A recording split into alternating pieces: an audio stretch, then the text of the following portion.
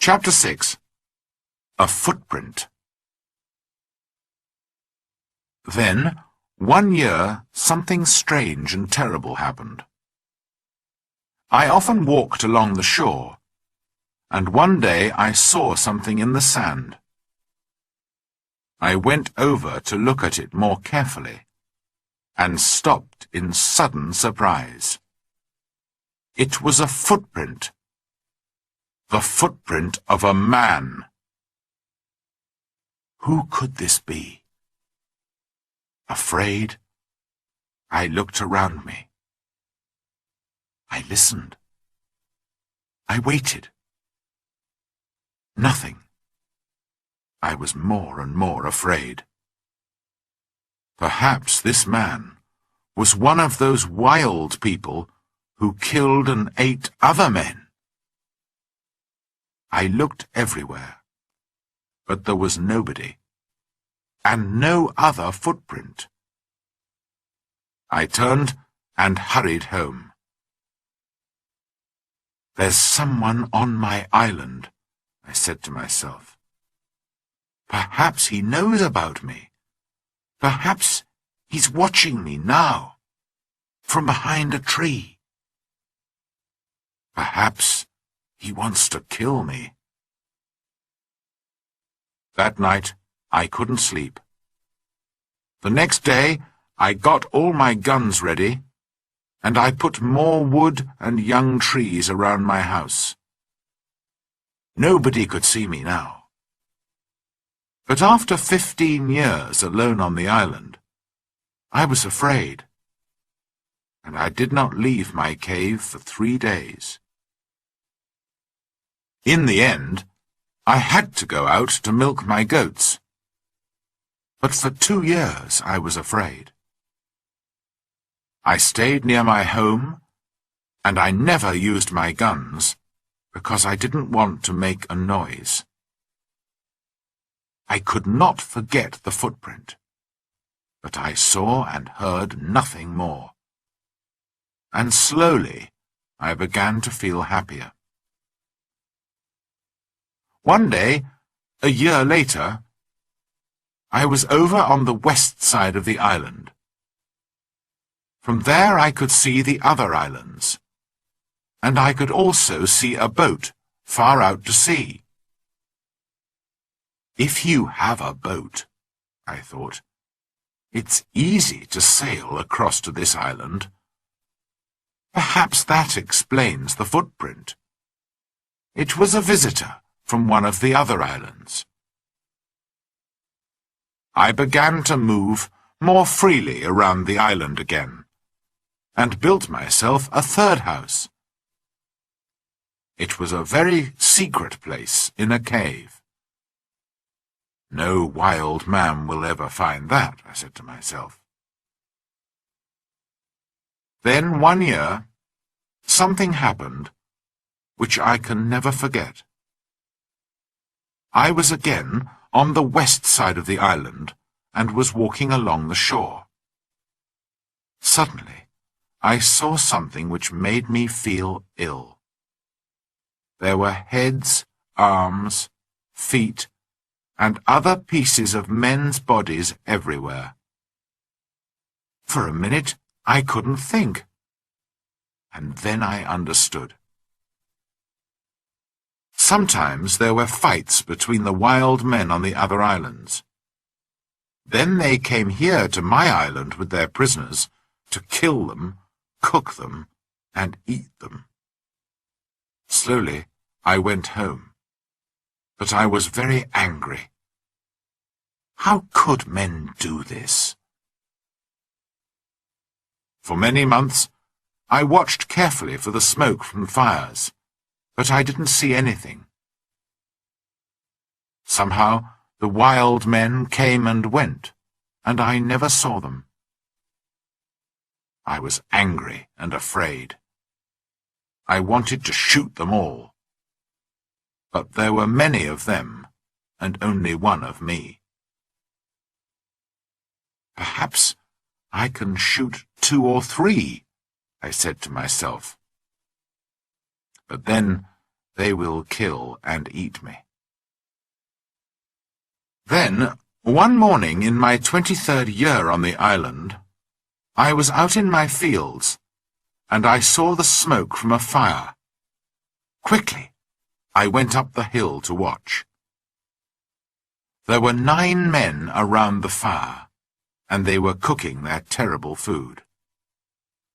Then these wild men danced round the fire, singing and shouting. This went on for about 2 hours, and then they got into their boats and sailed away. I went down to the shore and saw the blood of the dead men on the sand. The next time they come, I'm going to kill them, I said angrily. Chapter 7. Man Friday. For 2 years, I never went anywhere without my gun. I felt lonely and afraid, and had many sleepless nights. One night, there was a very bad storm, and I thought I heard the sound of guns out at sea. The next morning, I looked out and saw a ship. It was lying on its side not far from the shore. Quickly, I put my little boat in the water and sailed out to it. There were 2 dead men on the ship, but no one alive. The bodies of the other sailors were lost in the sea.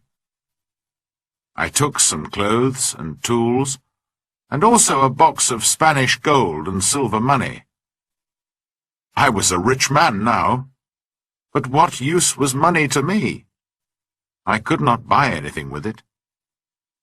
I wanted people, a friend, somebody to talk to, somebody who could help me escape from my island.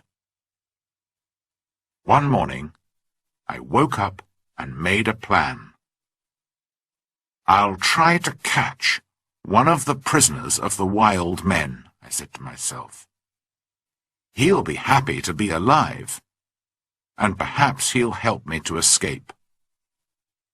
I watched day and night, but for 1.5 years, there were no boats. Then one day, 5 boats came. There were about 30 men, and they had 2 prisoners. They made their fire on the sand and danced round it. Then they killed one of the prisoners and began to cook their terrible meal. The second prisoner waited under the trees, with 2 men to watch him.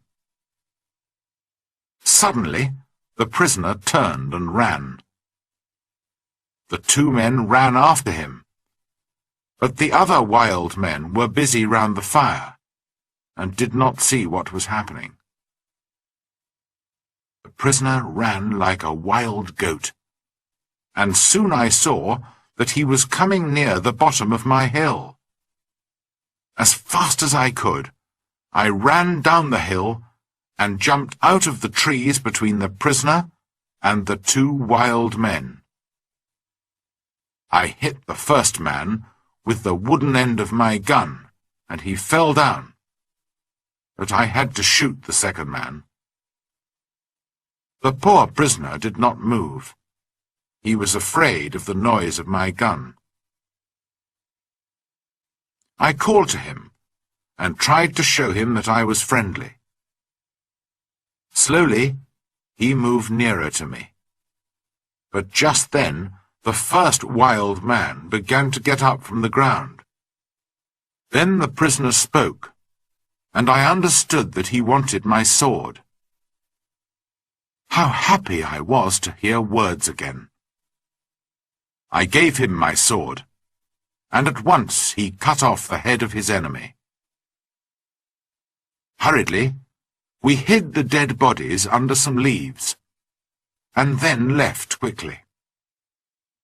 I took my prisoner to my secret cave on the other side of the island, and gave him food and drink. After that, he went to sleep.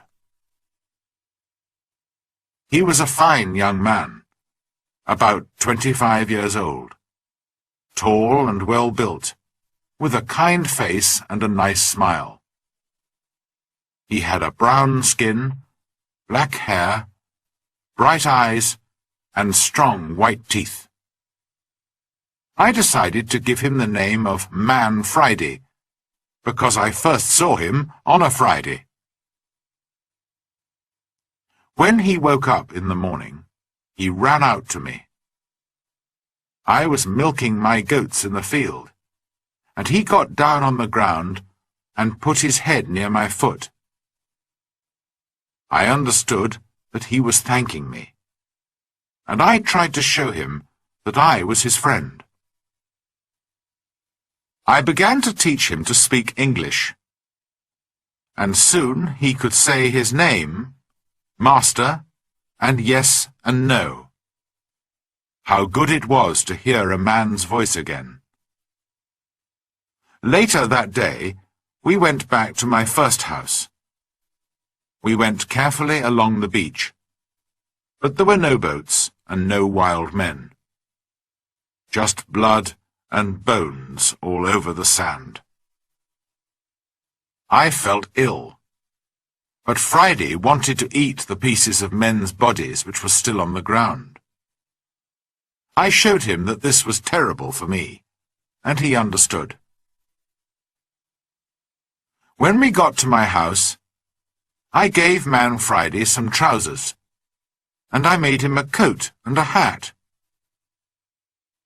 He liked his new clothes very much. Then I made him a little tent to sleep in. But for a few weeks, I always took my gun to bed with me.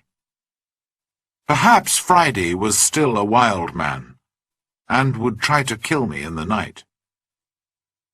At first, Friday was very afraid of my gun. Sometimes he talked to it, and asked it not to kill him. Friday was a quick learner, and his English got better day by day. He helped me with the goats and with the work in the cornfields, and soon we were good friends. I enjoyed teaching him, and most of all, having a friend to talk to. This was the happiest of all my years on the island. Friday and I lived together happily for 3 years. I told him the story of my adventures and about life in England, and he told me about his country and his people. One day we were at the top of the highest hill on the island, and we were looking out to sea. It was a very clear day, and we could see a long way. Suddenly, Friday began to jump up and down, very excited. "What's the matter?" I said. "Look, Master, look!" Friday cried. "I can see my country. Look over there." I looked, and there to the northwest, between the sea and the sky, was a long, thin piece of land. I learnt later that it was the island of Trinidad, and that my island was in the mouth of the river Orinoco on the north coast of South America. I began to think again about escape. Perhaps Friday wanted to go home too. Perhaps together we could get to his country.